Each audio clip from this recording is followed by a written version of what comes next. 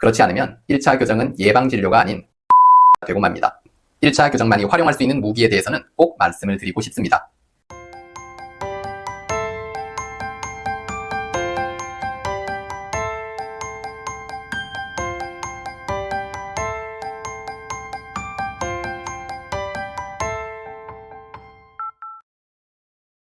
안녕하세요. 서울특별치과교정과 김상무 원장입니다. 이번 시간에는 어린 자녀를 둔 부모님들께서 관심이 많은 1차 교정, 어린이 교정에 관해 이야기를 해드리고자 합니다. 미적인 관심도 높아진 시대이고 자녀에 대한 관심도 더 집중된 시대다 보니 교정치료를 받고 있는 아이들이 참 많죠. 제 딸도 나중에 교정치료가 필요하게 될지 저도 참 궁금한데요. 아직 너무 어리지만 말이죠.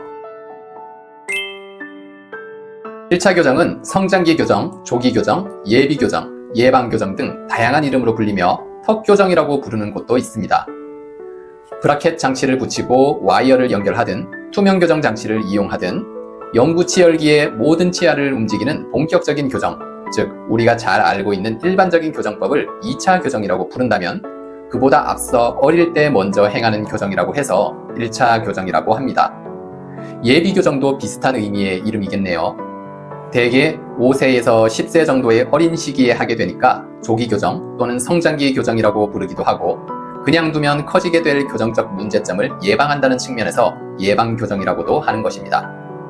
턱 교정이라고 부르는 것도 일리가 있는데요. 치열을 바르게 배열하기 위해 더 중요한 것이 치아들이 존재하는 바탕이 되는 윗턱과 아래턱입니다. 이 바탕이 되는 턱의 크기나 위치 관계가 나쁘면 치열이 바르게 형성되지 못하거나 치아 교정을 해도 한계가 있을 수밖에 없습니다. 따라서 턱이 성장하는 시기에 턱의 성장 방향과 속도를 어느 정도 컨트롤할 수 있다는 측면에서 턱 교정이라는 말도 일리가 있다는 거죠. 1차 교정은 꼭 필요할까요? 1차 교정에 대해 다들 가장 궁금해하시는 부분이 이것일 텐데요. 정말로 필요한지, 안 하고 그냥 나중에 일반적 교정만 하면 안 되는지, 지금 1차 교정을 안 하면 혹시 나중에 후회할 일이 생기지는 않을지, 또 치과의 상술로 필요 없는 치료를 권하는 것이 아닌지 여러 가지가 고민스러우실 겁니다. 이 1차 교정의 필요성, 장점에 대해서는 교정학자들도 예전부터 많은 관심이 있는 주제여서 실제 여러 가지 연구가 있었는데요. 그 과정에서 토론과 논쟁도 많았습니다. 1차 교정의 효과가 있다는 연구와 논문들만큼 효과가 별로 없다는 연구와 논문들도 제법 있어서 팽팽한 기싸움이 있어 왔는데요. 현재 명확하게 어느 쪽이 맞다고 결론이 나지는 못한 상태입니다. 앞으로의 설명에 이해를 돕기 위해 잠깐 1급, 2급, 3급 골격이라는 용어에 대해서 설명을 드리면요. 윗턱과 아래턱의 크기가 서로 조화로우면 1급 골격, 아래턱이 윗턱에 비해 작으면 2급 골격, 아래턱이 윗턱에 비해 크면 3급 골격이라고 합니다. 2급 골격과 3급 골격이 특히 심한 경우 각각 무턱과 주걱턱이라고들 하죠. 아까 1차 교정에 대한 연구 결과가 서로 상반되어서 명확하게 결론이 나 있지는 못하다라고 말씀드렸는데요. 엄격한 실험 조건에서의 연구가 아닌 실제 진료가 이루어지는 우리 임상 환경에 중점을 둔다면 다음에 3가지 정도를 얘기 드릴 수가 있습니다. 첫째로 1급 골격이면서 부정교합이 있는 경우에는 1차 교정의 치료 효과가 의미가 제법 있다고 볼 수가 있습니다. 둘째, 2급 골격의 부정교합에서는 치료 효과가 상당히 있는 편이다. 하지만 너무 이른 시기에 하는 것은 효과가 별로 없고 혼합치열기, 즉 유치와 영구치가 같이 있는 시기에 후반부에서 행했을 때 이득이 있다. 셋째, 3급 골격의 부정교합에서는 치료 효과가 제법 있는데 위의 2가지 경우에 비해 더 이른 시기에 해야 효과가 있다. 이상 3가지 경우로 말씀드렸는데요. 1차 교정은 턱이 성장하는 시기에 이루어지므로 이렇게 골격의 타입에 따라 나누어 다루는 것이 중요합니다. 1급, 2급, 3급 골격에 따라 1차 교정의 효과에 대해서 좀 딱딱하게 말씀드렸는데요. 좀 풀어서 하나씩 상세히 설명을 드리겠습니다. 1급 골격처럼 턱의 문제는 없고 외모도 좋은 편인데 치아 한두 개가 거꾸로 물리거나 삐뚤게 나거나 또는 어떤 치아가 다른 치아에 걸려서 나오고 있지 못하거나 악궁이 좁아서 턱의 비대칭 소견이 약간 있거나 이럴 경우에는 악궁을 넓혀주는 장치나 특정 치아만 움직이는 장치 등을 이용해서 교정을 해주는 것이 더 큰 문제로 이어지는 것을 막을 수가 있습니다. 다음으로 2급 골격같이 아래턱이 작은 어린이는 심할 경우에 입을 편안히 다물기 힘들기도 합니다. 또 위쪽 앞니가 상대적으로 너무 앞으로 뻗어 있어서 부딪힘 등에 의해서 치아 파절 위험이 있기도 하죠. 따라서 아래턱이 작으면서 돌출형인 경우에는 나중에 발치 교정이 필요할 가능성도 높습니다. 이럴 때 아래턱의 성장을 촉진하는 장치 등을 이용해서 1차 교정을 해주면 2차 교정의 난이도와 기간을 낮춰주거나 발치가 아닌 비발치 교정이 가능해지는 경우도 있습니다. 3급 골격은 흔히 주걱턱 또는 앞니가 거꾸로 물리는 경우를 말하는데요. 사실 동양인들이 선호하지 않는 외모의 타입이기도 하고 교정을 통해 효과를 보기도 힘들기도 한 유형입니다. 부모님들도 걱정이 많죠. 아래턱이 큰 타입이지만 아래턱이 크기만 한 게 아니라 대개 위턱이 좁고 작은 문제를 같이 가지고 있는데요. 그리고 이때 하는 1차 교정의 주요 타겟도 사실 아래턱보다는 위턱이 타겟입니다. 흔히 페이스 마스크라고 불리는 장치를 가장 많이 사용합니다. 물론 비슷한 원리의 다른 장치들도 많이 있죠. 실은 아래턱의 성장은 유전에 의해서 결정이 많이 되고 성장 잠재력을 갖고 있는 아래턱의 과도한 성장을 인위적으로 막아낸다는 것은 대단히 힘듭니다. 그래서 교정 장치들은 모두 아래턱을 밑으로 그리고 내려서 회전시켜서 앞으로 나와 보이는 정도를 줄여주는 것이지 아래턱의 크기 자체를 줄이거나 성장을 멈추게 하지는 못합니다. 따라서 작고 좁은 이 위턱을 넓히고 앞으로 성장시키는 데 더 중점을 두고 있습니다. 그래서 3급 골격의 경우 이 1차 교정을 오랜 시간 했음에도 나중에 결국 수술 교정이 아니면 근본적 해결이 되지 않는 케이스도 제법 있죠.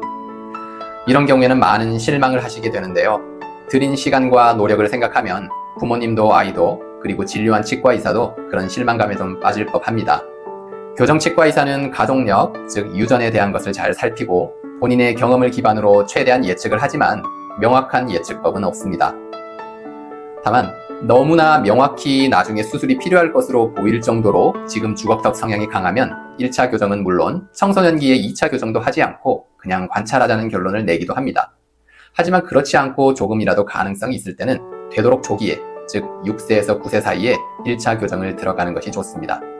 이렇게 해서 나중에 수술 교정을 할 가능성을 줄일 수 있고 설사 수술을 결국 하더라도 수술량을 줄여주는 효과가 있기 때문에 1차 교정의 의미가 있다고 볼 수 있죠. 1차 교정은 언제 시작해야 하나요? 구강검진에서 빨리 가보라고 했어요. 자, 부모님이 아이의 치아를 보고 뭔가 이상하다, 보기에 좋지 않다 해서 교정치과로 데려오시는 경우도 있지만요. 학교 구강검진에서 또는 충치치료차 들린 다른 치과에서 부정교합이 있다는 얘기를 듣고 교정치과로 내원하는 경우도 많죠. 교정치료를 통해 되도록 빨리 문제를 개선해 주어야 할 경우도 있지만 대부분은 사실 시급하지는 않습니다. 또 1차 교정이 필요하더라도 당장이 아니라 성장을 좀 더 계속 추적 관찰하면서 본격적으로 개입할 시기를 결정해야 합니다. 교정 전문의가 보고 언제 개입할지를 결정하는 것 자체가 이미 진단이고 또한 치료 방법의 하나라고 볼 수 있습니다. 즉, 아이가 내원했을 때 보고 판단할 때부터 진료는 이미 시작된 셈이죠. 따라서 무조건 무엇이라도 장치를 만들거나 붙여서 당장 치료를 시작하려는 치과는 피해야 하며 부모님도 조급해 하시지는 말아야 합니다. 그렇지 않으면 1차 교정은 예방 진료가 아닌 과잉 진료가 되고 맙니다. 1차 교정이 어디까지이고 어디서부터 2차 교정의 시작일까? 1차 교정 후엔 청소년기에 2차 교정으로 이어서 하는 경우가 많다 보니 아이도 보호자도 앞으로의 교정 스케줄을 대략 알고 있는 것이 필요하겠죠.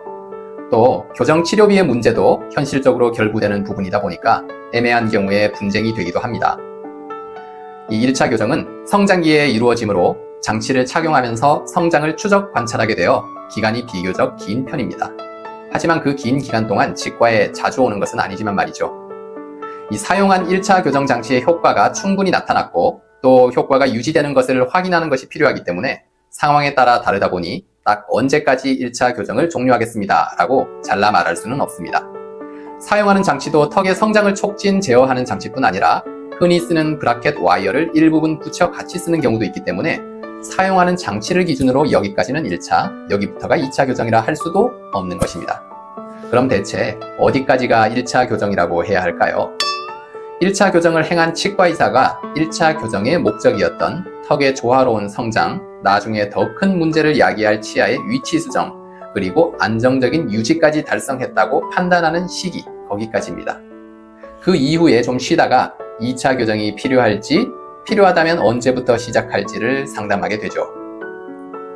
개인적으로는 1차 교정이 성장기에 이루어지므로 성장의 추적 관찰은 충분히 하되 2차 교정과의 텀이 너무 짧아서 총 교정 기간이 너무 길어져 아이와 보호자가 지치는 것은 방지하는 것이 좋겠다고 생각합니다. 1차 교정의 효과와 필요성에 대해 논란이 있고 지금도 뚜렷하게 결론난 것이 없는 상태라고 말씀을 드렸지만 1차 교정만이 가진 특징, 1차 교정만이 활용할 수 있는 무기에 대해서는 꼭 말씀을 드리고 싶습니다. 1차 교정은 바로 성장이라고 하는 최대의 무기를 활용할 수 있다는 점에서 매우 의미가 큽니다. 성장이 완료된 청소년기 이후에는 하고 싶어도 못하는 것입니다. 그때는 이미 확정된 턱의 크기나 위치를 두고 그 조건 하에서 치열을 교정해서 맞출 수밖에 없습니다. 즉 제한사항이 걸린 것이죠. 아래턱이 위턱보다 크거나 작은 경우, 더 돌출되거나 후퇴된 경우에는 그 상태에서 위아래의 치아를 맞물리게 할 수밖에 없고요. 따라서 정상적인 턱의 관계 때보다 훌륭하지 못한 치아 각도나 맞물림으로 교정을 마무리 지을 수밖에 없는 거죠. 물론 턱의 관계가 아주 이상적인 경우는 우리가 컴퓨터 미인을 찾는 것처럼 말 그대로 이상적인 것일 뿐이고 대부분의 사람들은 어느 정도는 위아래 턱의 부조화를 가지고 있습니다. 하지만 이 부조화의 정도가 크면 클수록 치아 교정 결과의 수준은 떨어지거나 심한 경우 수술을 동반한 교정이 아니고서는 교정의 의미가 없는 케이스가 되어버리고 맙니다.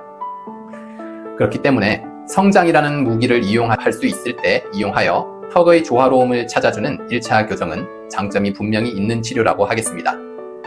신중한 분석과 진단으로 적절한 케이스에 대해 적절한 시기에 이루어져 아이와 부모, 치과의사 모두가 만족하는 교정이 되었으면 합니다. 네, 오늘은 이렇게 성장기 교정, 어린이 교정 등으로 불리는 1차 교정에 대해서 자세하게 살펴봤습니다. 부모님들이 평소 갖고 계신 의문들에 많은 답이 되었으면 좋겠는데요. 이 영상이 도움이 되셨다면 구독과 좋아요 부탁드리겠습니다. 이상 서울특별치과교정과 김상무 원장이었습니다. 감사합니다.